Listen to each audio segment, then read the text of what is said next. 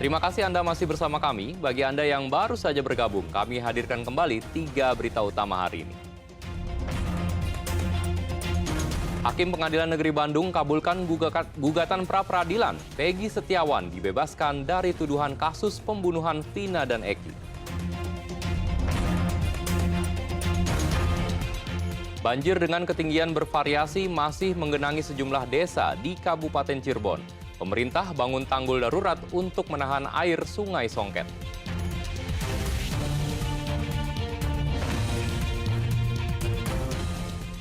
Toko perlengkapan alat tulis laris manis menjelang tahun ajaran baru.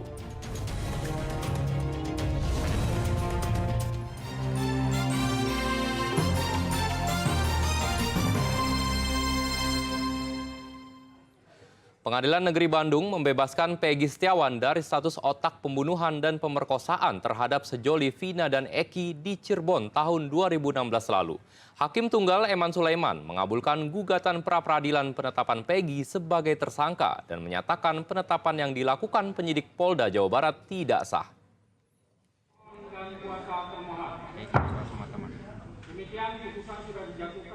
Putusan Hakim Tunggal Pengadilan Negeri Bandung Eman Sulaiman seketika membuat ruang sidang pengadilan gemuruh. Kuasa hukum dan pengunjung tak kuasa menyembunyikan rasa bahagia atas putusan tersebut karena Peggy Setiawan bisa menghirup udara bebas.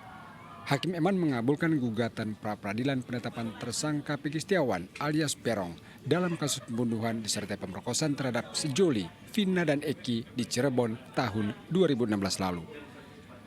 Dalam sidang putusan yang digelar Senin pagi, Hakim Eman menyatakan penetapan tersangka Peggy tidak sah dan batal demi hukum. Hakim menilai penyidik Polda Jawa Barat tidak memeriksa Peggy terlebih dahulu kepada calon tersangka. Peggy juga tidak pernah dipanggil untuk diperiksa, namun tiba-tiba saja ditetapkan sebagai tersangka. Untuk seluruhnya. 2. Menyatakan proses penetapan tersangka kepada pemohon berdasarkan surat ketetapan nomor SKAP garis 90 garis 5 Romawi garis S124 garis 2024 garis JIS Krimum tanggal 21 Mei 2004 atas nama Peggy Setiawan beserta surat yang berkaitan lainnya dinyatakan tidak sah dan batal demi hukum.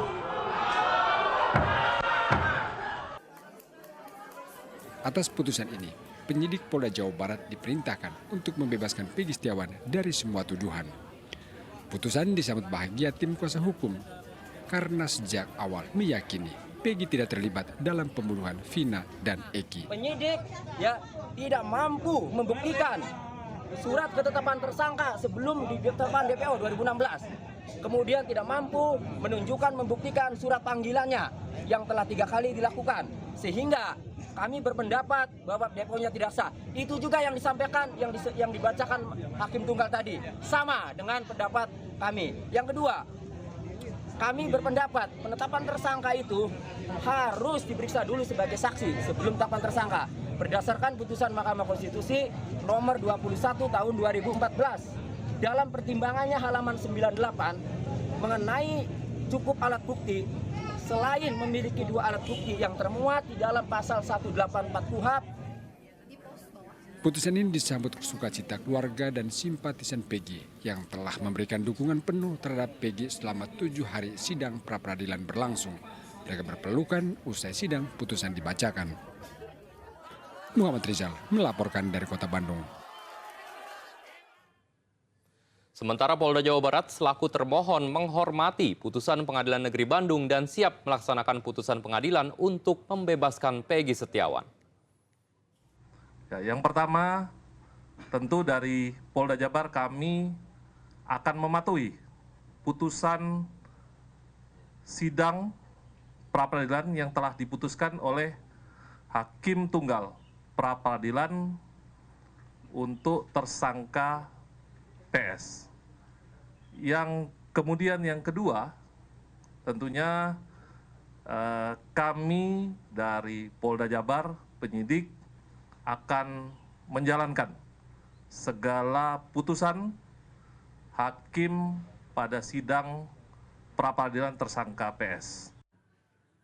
Suasana Tahun Baru Islam masih terasa meriah di kota Banjarbaru dan Tasikmalaya. Selain pawai obor, perayaan Tahun Baru Islam juga diwarnai lomba membuat nasi liwet.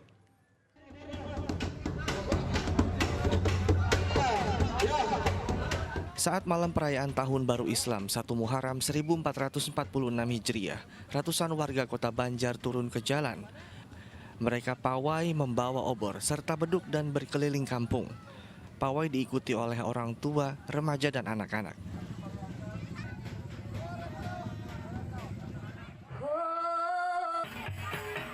Berbeda dengan kota Banjar, warga Sukaruji, Kabupaten Tasikmalaya merayakan Tahun Baru Islam dengan lomba liwetan. Para warga membuat nasi liwet di rumah dan dibawa ke lapangan karena cuaca. Alunan musik kasidah menambah suasana perayaan Tahun Baru Islam semakin meriah. Eko Setiabudi melaporkan dari kota Banjar dan Tasikmalaya. Jelang tahun ajaran baru, sejumlah toko perlengkapan sekolah di Kabupaten Bandung Barat diserbu pembeli. Para pedagang pun meraup untung besar karena tingginya permintaan. Para orang tua berburu perlengkapan sekolah jelang tahun ajaran baru. Salah satu toko yang ramai dikunjungi berada di kawasan Padalarang, Kabupaten Bandung Barat. Para orang tua membawa serta anak mereka untuk mencoba berbagai ukuran baju seragam yang cocok dengan berbagai perlengkapan alat tulis lainnya. Seragam buat anak, tujuan mau sekolah, naik kelas 6. Dari baju sekolah, seragam, rok sama baju, ya alat tulis sama sepatu gitu. Ya sering, udah langganan kita sini. Ya karena harganya itulah terjangkau. Kondisi ini tentu saja menjadi berkah bagi para pedagang. Omset penjualan mereka naik drastis 50% dibandingkan dengan hari biasa. Keuntungan pun tidak kecil, mencapai puluhan juta rupiah. Tingkatannya paling 50% lebih lah. Biasanya kalau pagi penuh. Standar sih baju seragam, atribut, sama di sini kan bisa jahit juga, jadi lengkap. Kalau harga tetap sih nggak ada kenaikan, nggak ada apa. Iya kalau ada kenaikan dari sana pasti, kalau dari bahan atau apa, paling kenaikan juga nggak ini sih. Nanti sih kalau puncak 30 sampai 40 satu hari. Meski permintaan perlengkapan sekolah tinggi, namun para pedagang tidak menaikkan harga. Muhammad Abbas melaporkan dari Kabupaten Bandung Barat. Toko perlengkapan alat tulis juga selalu menjadi primadona menjelang tahun ajaran baru. Sebab banyak orang tua yang mencari buku dan alat tulis untuk digunakan saat bersekolah nanti. Penjual pun laris manis karena omset mereka naik 30%.